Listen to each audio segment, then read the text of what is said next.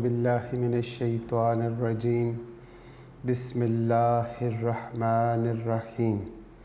अल्लाह के पाक नाम से शुरू करते हैं जो बड़ा मेहरबान और नहायत रहम करने वाला है। यूनिक ग्रुप ऑफ इंस्टीट्यूशन की तरफ से ये ऑनलाइन लेक्चर्स अज़ीज़ तलबा व तालिबात आपकी तालीम और तरबियत के लिए आप तक प्रोवाइड किए जा रहे हैं और मैं हूँ प्रोफेसर राजा वाजिद अली। आप सब बच्चे मुझसे स्टैटिस्टिक्स यानी कि शुमारियात पढ़ते हैं। हमारी क्लास है फ़र्स्ट ईयर और हम चैप्टर 8 कर रहे हैं। चैप्टर 8 जिसका नाम random variable and probability distribution है। हम पिछले कुछ लेक्चर्स से ये चैप्टर शुरू करके इसको कर रहे थे। तकरीबन 26 क्वेश्चन हमने कर लिए थे, फिर 28 क्वेश्चन भी हमने लास्ट लेक्चर में किया था। आज का लेक्चर इंशाल्लाह 27 से स्टार्ट करेंगे और इंशाल्लाह कोशिश करेंगे कि जितना जल्द अज़ जल्द हो सके नेक्स्ट लेक्चर में इंशाल्लाह ये चैप्टर हमारा कंप्लीट हो जाएगा, उम्मीद करता हूँ। हस्ब मामूल हम अपने लेक्चर का आगाज़ एक अच्छी बात से करते हैं और मेरी तरफ़ से अज़ीज़ तलबा व तालिबात हमेशा की तरह एक अच्छी बात सिर्फ़ और सिर्फ यही है कि आज के दौर में हम में जो सबसे बड़ी कमी है, जिसकी वजह से हम कामयाबियों से दूर हो रहे हैं। असल मकसद तो हमारा कामयाब होना था और कामयाबियां हमें नहीं मिल रहीं और उसकी सिर्फ़ और सिर्फ एक ही रीज़न है और वो है हमारा अपने प्यारे नबी हज़रत मोहम्मद सल्लल्लाहु अलैहि वसल्लम से दूरी। उनका ज़िक्र, वो कैसे उठते थे, वो कैसे बैठते थे, वो महफ़िल में कैसे बैठते थे, वो तन्हा कैसे बैठते थे, ये अल्लाह पाक ने अपनी किताब कुरान पाक की तरह आप सल्लल्लाहु अलैहि वसल्लम की हर एक अदा महफूज की हुई है और इसकी ज़िम्मेदारी हमारे रब के पास है और उसने जिस चीज़ को महफूज किया है वो हकीकत में महफूज है। अगर आप जुस्तजू करें कि हमारे नबी आप सल्लल्लाहु अलैहि वसल्लम की ज़िंदगी हयात तैयबा अगर आप इसकी उनको पढ़ें और उसके बाद उस पर अमल करें तो आपकी ज़िंदगी कामयाबियों से पुरनूर हो जाएगी। असल में हम लोग ये समझ ही नहीं पा रहे कि हमारे नबी से ताल्लुक़ कैसा होना चाहिए। ये जो दुनिया की अफरा तफरी है, इसमें हमें बहुत परेशान कर रखा है, जिसकी वजह से हम आप सल्लल्लाहु अलैहि वसल्लम का ज़िक्र करने से आज के दौर में महफ़िल में 4 लोग अगर बैठे हों तो मेरा नहीं ख्याल कि कभी वो आप सल्लल्लाहु अलैहि वसल्लम की हयात तैयबा पर कोई भी बात करेंगे। हालांकि होना तो ऐसा चाहिए कि जब भी हम 4 दोस्त इकट्ठे मिलें, 2 बंदे आपस में मिलें तो सबसे पहले सलाम करके अपने प्यारे नबी हज़रत मोहम्मद सल्लल्लाहु अलैहि वसल्लम पर दुरूद पढ़ते हुए उनकी कोई एक हदीस एक दूसरे को मुंतकिल कर दें, ताकि हम हर वक्त नबी पाक की नज़रों में रहें और हमारे दिल में उनकी मोहब्बत उजागर होती रहे। अल्लाहुम्मा, अल्लाह पाक ने हमें दुरूद सिखाया नमाज में। अल्लाहुम्मा, ए मेरे रब, ए मेरे अल्लाह, सल्ले आला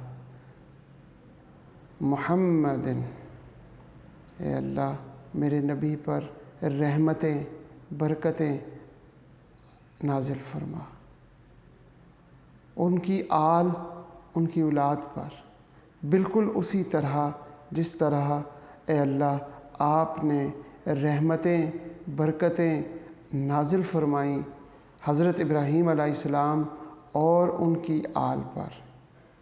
इन्नका हमीदुन मजीद, बेशक सबसे आला शान ए अल्लाह आपकी है। ये दुरूद इब्राहीमी है, अल्लाहुम्मा सल्लि अला मुहम्मदिन व अला आलि मुहम्मदिन कमा सल्लैता अला इब्राहीम व अला आलि इब्राहीम इन्नका हमीदुम मजीद। अल्लाहुम्मा बारिक अला मुहम्मदिन कमा बारिकता अला इब्राहीम व अला आलि इब्राहीम इन्नका हमीदुम मजीद। इस दरूद का विर्द हर वक्त करते रहा करें। अल्लाह पाक आपको कामयाबियाँ अता फ़रमाए, आपके दिलों में मोहब्बत रसूल पैदा फ़रमाए, आमीन। हम अपने लेक्चर की तरफ चलते हैं। हमारा लेक्चर जिसमें हमने चैप्टर नंबर 8 पेज नंबर 345 जी पेज नंबर 345 पर है। अब हम इस चैप्टर से तकरीबन लास्ट लेक्चर्स पर हैं हम। इसमें क्वेश्चन नंबर 27 है जिसे आपने करना है।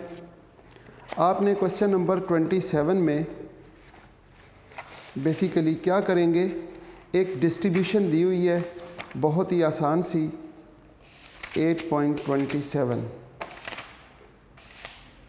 जी।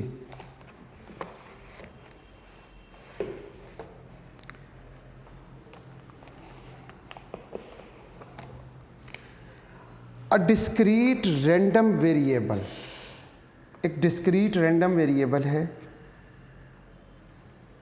Has probability function f of x defined by probability of 0 and probability of 6 is equal to 1/16।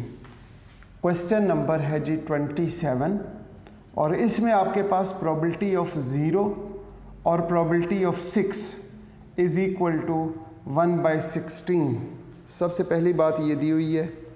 फिर प्रोबेबिलिटी ऑफ 1 और प्रोबेबिलिटी ऑफ 4 अगर हम देखें तो उसने कहा probability of 1 is equal to probability of 4 is equal to 1/4। ये इसने 1/4 दे दी, 1/4। इसी तरह probability of 3 is equal to शायद 3/8 लिखा हुआ है। फिर उसने probability of 0 is equal to 0 लिख दिया है। ये थोड़ा सा क्वेश्चन में गलत लिखा हुआ है, यहाँ पे लिखेंगे एल्स, वो एल्स वेयर 0, ये सही है। 0 एल्स वेयर के बाद लिखें कि इसके अलावा अगर कोई और फंक्शन होगा तो वो 0 होगा। Probability of 0 is equal to 0 नहीं, probability of 0 is equal to 0 की जगह पर हमने लिखना है elsewhere is equal to 0 या elsewhere is 0। Number 1 expected value of x and variance of x मालूम करना है। Number 2 mean and variance of y भी मालूम करना है। तो सबसे पहले तो डिस्ट्रीब्यूशन हम ड्रॉ करते हैं। यहाँ से हमारे पास एक डिस्ट्रीब्यूशन ड्रॉ होगी और वो क्या होगी, हमारे पास x की वैल्यूज़ क्या है, x की वैल्यूज़ 0 से 6 तक है, 0 1 2 3 4 5 और 6। इसी तरह p ऑफ x, अब x की जगह पे अगर हम 0 पुट करें तो आंसर 1/16 आएगा। 6 का आंसर भी 1/16 है। 1 और 4 इसका आंसर आ गया 1/4 और 4 का आंसर भी 1/4। 3 के लिए हम लिखेंगे 3/8 और अब 2 की और 5 की प्रोबेबिलिटी नहीं दी हुई तो वो फिर 0 हो जाएगी। उसने कहा कि अदर देन इन नंबर्स के अलावा कोई भी नंबर हो उसकी प्रोबेबिलिटी 0 होगी। तो हम फर्स्ट पार्ट की तरफ चलते हैं जिसमें उसने कहा expected value of x and variance of number 1 first part expected value of x मालूम करना है। नंबर 2 फर्स्ट पार्ट में ही फर्स्ट और सेकंड दो बातें पूछी हुई हैं और साथ ही उसने वेरिएंस ऑफ x भी पूछ लिया है। अब एक्सपेक्टेड वैल्यू ऑफ x के लिए हमें क्या करना पड़ेगा, summation x into P of x। एक तो ये बनाएं। वेरिएंस ऑफ x के लिए expected value of x square minus expected value of x का होल स्क्वायर। यहाँ पे फार्मूला होगा summation x square P of x minus summation x P of x का होल स्क्वायर। इसके लिए आपको क्या ज़रूरत है जी, यहाँ पर x into P of x की, और साथ ही हमें एक कॉलम और चाहिए एक्स स्क्वायर और पी ऑफ एक्स। इसका सम करते हैं तो इसका सम हमारे पास उम्मीद है 1 होना चाहिए, क्योंकि ये प्रोबेबिलिटी डिस्ट्रीब्यूशन फंक्शन है। तो 1/16, 1/16, 1/4, 3/8 और 1/16, इनको ऐड करते हैं तो इसका सम 1 के इक्वल आ जाएगा। अब हमें क्या करना है जी, पहला काम मल्टीप्लाई करेंगे x को p ऑफ x के साथ, तो यहाँ पे 0/16 और इसको वापस 0 से मल्टीप्लाई करेंगे तो 0/16। यहाँ पे आंसर 1/4 आ गया। 1/4 को फिर 1 से मल्टीप्लाई करते हैं, 1/4 आ जाएगा। ये वैसे 2 को 0 से और फिर 0। यहाँ पे जब मल्टीप्लाई करेंगे तो 3 3s are 9/8, 9 3s are 27/8। यहाँ पे आपने सॉल्व किया तो ये आपके पास आ जाएगा 1, क्योंकि 4/4 इज इक्वल टू 1, और इसको वापस x के साथ मल्टीप्लाई करते हैं तो 4 आ जाएगा। यहाँ पे 5 इंटू 0 0, 0 इंटू 5 0। यहाँ पे हम जब मल्टीप्लाई करेंगे तो ये पहले नंबर पे तो आ जाएगा 6/16। यहाँ पे देखेंगे 6/16, इसको जब फिर 6 से मल्टीप्लाई करेंगे तो 36/16 आ गया। इन दोनों कॉलम्स का टोटल कर लें। पहला column x into P of x है, इसका जब सम किया तो ये आपके पास तकरीबन 11/4 आ जाएगा, और वो जब x square into P of x का सम करते हैं तो वो 158/16, 158/16। लिहाजा एक्सपेक्टेड वैल्यू ऑफ x मालूम करने के लिए summation x into P of x, इस कॉलम का टोटल किया तो ये हमारे पास 11/4, ये तो आंसर है एक्सपेक्टेड वैल्यू ऑफ x का। अब यहाँ पे वेरिएंस ऑफ x, यहाँ पे लिखेंगे 158/16 माइनस 11/4, और इसका स्क्वायर ले लेते हैं। यहाँ पे लिखते हैं 158/16 माइनस 121/16। जब आपने इसका स्क्वायर लिया तो आपके पास आ गया 121, 11 का स्क्वायर और 4 का स्क्वायर 16 एलसीएम आ जाएगा। 158 माइनस 121 करते हैं तो वो आपके पास 37 आ जाता है। लिहाजा यहाँ पे 37/16 ये आपका वेरिएंस का आंसर आ गया, 37/16। बिल्कुल इसी तरह उसने कहा y इज इक्वल टू, उसने कहा कि mean and variance of y where y is equal to 2x minus 5। अब यहाँ पर उसने ये नहीं कहा कि y की डिस्ट्रीब्यूशन बनाएं, y की डिस्ट्रीब्यूशन ड्रॉ करें। लिहाजा हम क्या करते हैं, हम इसको प्रॉपर्टीज़ के साथ कर लेते हैं। इसका जो सेकंड पार्ट है उसमें लिखा हुआ है फाइंड करें mean of y and variance of y if y is equal to 2x minus 5, y is equal to 2x minus 5। अब हम कैसे सॉल्व करेंगे, इस तरफ हम मीन को सॉल्व करते हैं, इस तरफ हम वेरिएंस को। तो सबसे पहले लिखेंगे if y is equal to 2x minus 5, लिखेंगे taking expectation on both side, expected value of y is equal to expected value of 2x minus 5। यहाँ पे तो एक्सपेक्टेड वैल्यू ऑफ y लिखेंगे, यहाँ पे एक्सपेक्टेशन की प्रॉपर्टी, पहली बात तो ये है expected value of 2x minus expected value of 5। यहाँ पे कांस्टेंट 2 से बाहर आ जाता है, एक्सपेक्टेशन सिर्फ x पे अप्लाई होती है, और कांस्टेंट की एक्सपेक्टेशन वही कांस्टेंट होता है। यहाँ पे आप क्या करेंगे, वैल्यूज़ पुट कर देंगे। Expected value of x is equal to 11/4। 11/4 जब आप यहाँ पुट करेंगे तो expected value of y is equal to 2 into 11/4 minus 5। अब आप इसे सॉल्व करते हैं। कैसे सॉल्व करेंगे? 11 2s are 22/4 माइनस 5। अब आप एलसीएम लेते हैं 4, 22 माइनस 5 4s are 20। तो यहाँ पे 2/4 और यहाँ पे 1/2। ये आपका आंसर आता है 1/2.5। बिल्कुल इसी तरीके से जब हम बात करते हैं वेरिएंस की तो वहाँ पे भी हम लिखेंगे if y is equal to 2x minus 5। अब हमने लिखना है taking variance on both side. Variance of y is equal to variance of 2x minus 5।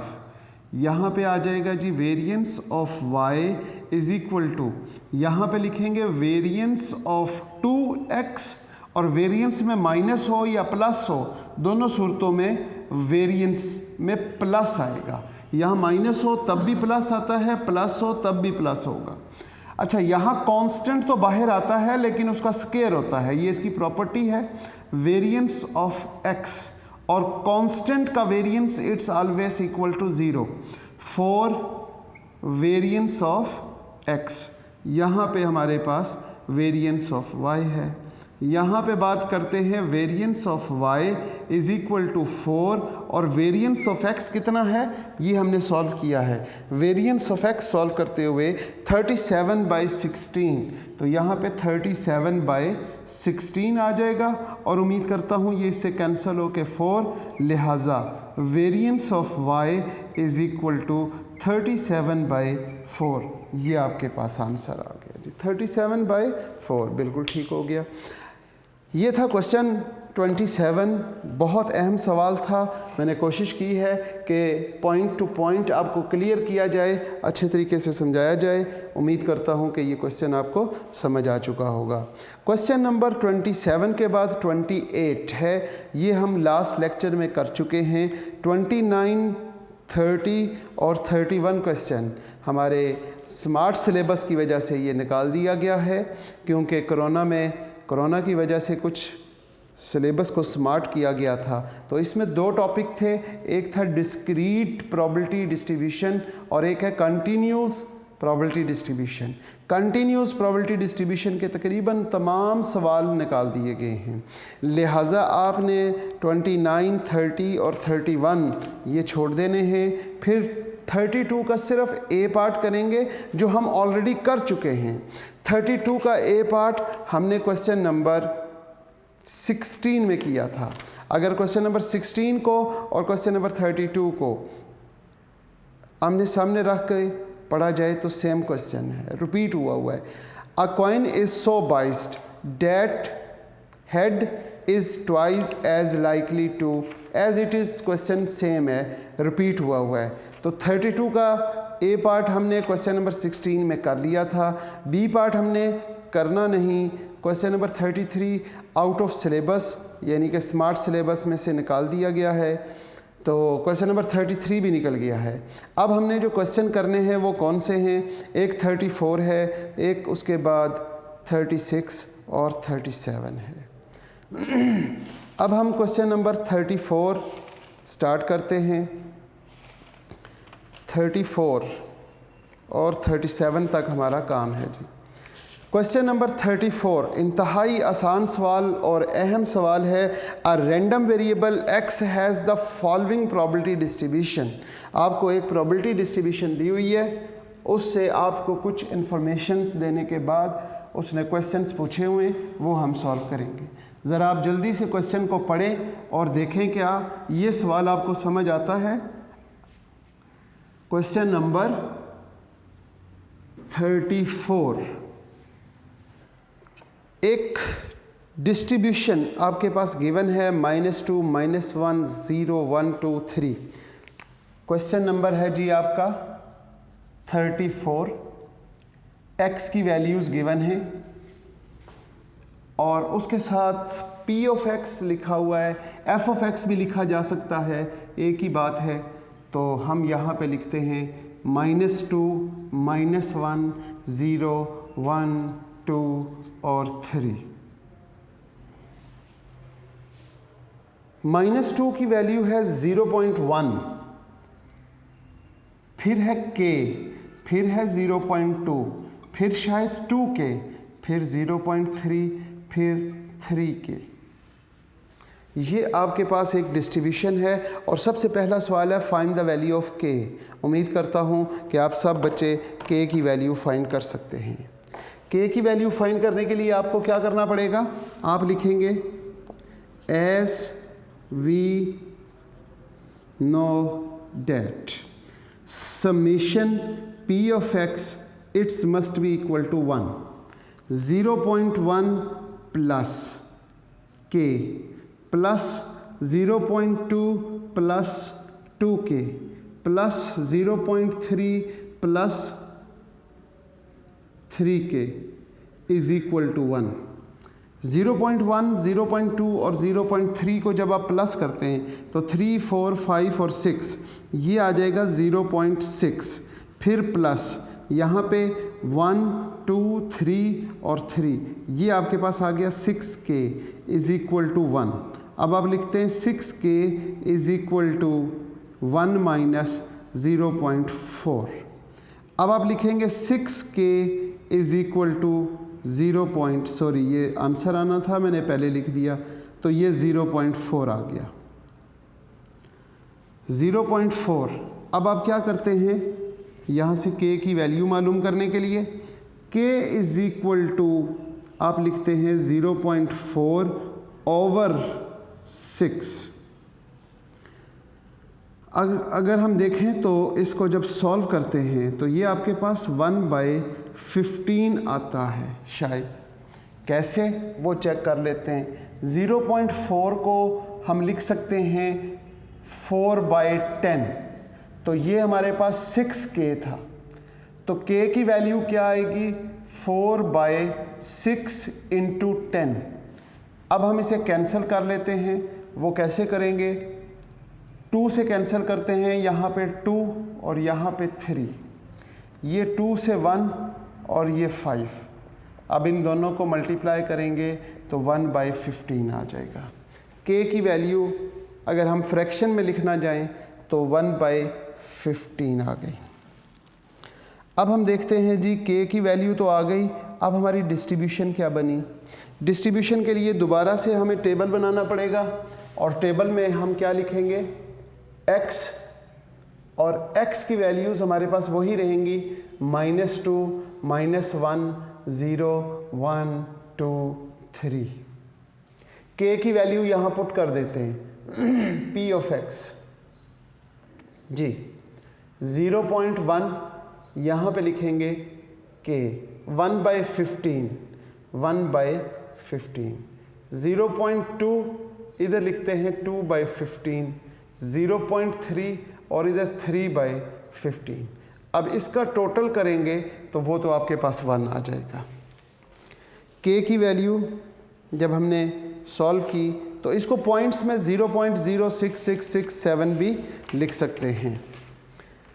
0.6667 लिखने के बाद अब हम इसका सेकंड पार्ट करते हैं और सेकंड पार्ट में क्या लिखा हुआ है, सेकंड पार्ट में उसने कहा हुआ है प्रोबेबिलिटी बताएं जी x is less than 2। Second part, probability of x is less than 2। Less than 2, ये 2 है, 2 से लेस यानी 1, 0, -1 और 2। हम यहाँ लिखेंगे probability of x is equal to -2, फिर लिखेंगे plus probability of x is equal to -1 plus probability of x is equal to 0 plus probability of x is equal to 1। अब हम इनकी वैल्यूज़ लिखते हैं। इसकी वैल्यू 0.1 है, प्लस यहाँ पे 1/15 या 0.0667 लिख लें, प्लस यहाँ पे 0 की प्रोबेबिलिटी 0.2 है और फिर यहाँ पे 2/15 है। अब जब आप इन सब वैल्यूज़ को आप प्लस करते हैं तो प्लस करने में आपके पास आंसर आ जाएगा 0.5। इन सब वैल्यूज़ को प्लस करेंगे तो वो आपके पास 0.5। ये आपका फर्स्ट पार्ट का आंसर। सेकंड पार्ट उसने पूछा हुआ है x इज़ ग्रेटर देन 2। अब हम देखते हैं probability of x is greater than 2। 2 से ग्रेटर, यहाँ पे देखें 2 से ग्रेटर कोई है और वो है सिर्फ 3।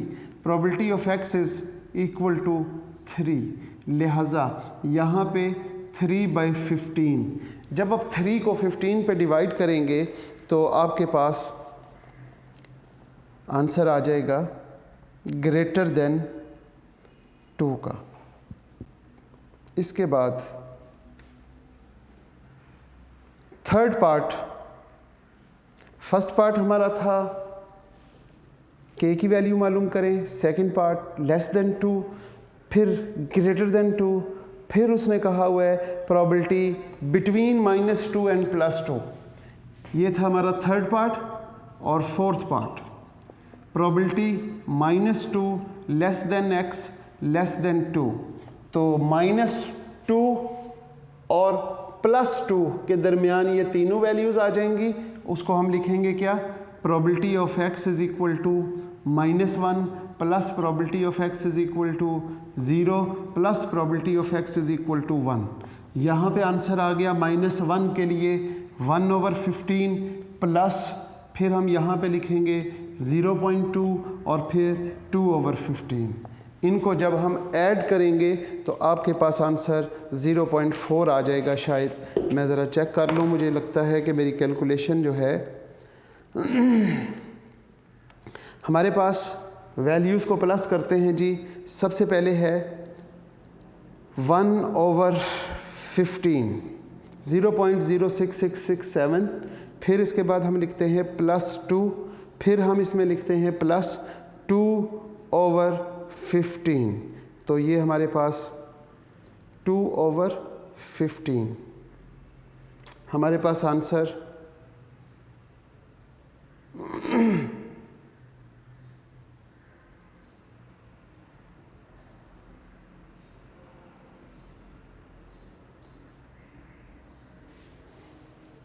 0.40।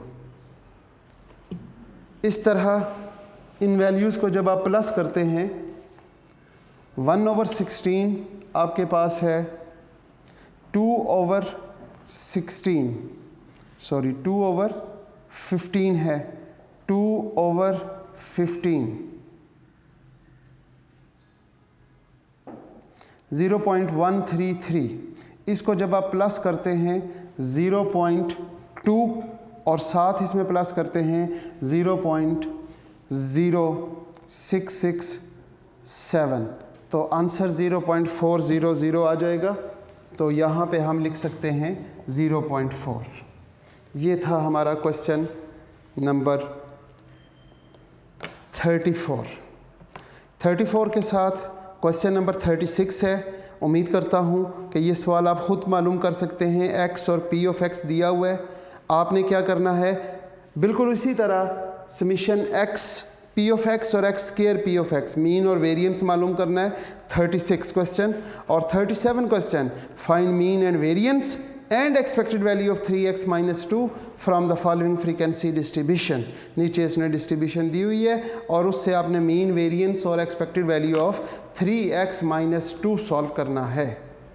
तो इसी के साथ आज के लेक्चर का हम इख्तिताम करते हैं। आज हमारा चैप्टर नंबर 8 कंप्लीट हो गया है। सिर्फ क्वेश्चन नंबर 36 और 37 आपने ख़ुद करना है, मीन वेरिएंस मालूम करना है।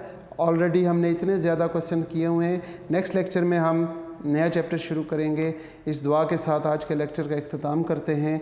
अज़ीज़ तुलबा व तालिबात, आप जहाँ रहें खुश रहें, सलामत रहें, ईमान वाली और सेहत वाली ज़िंदगी अल्लाह पाक आपको अता करे। वालदैन और उस्ताद कराम की इताअत और फरमाबरदारी की तौफ़ीक़ अता फ़रमाए। आमीन। अल्लाह हाफ़िज़।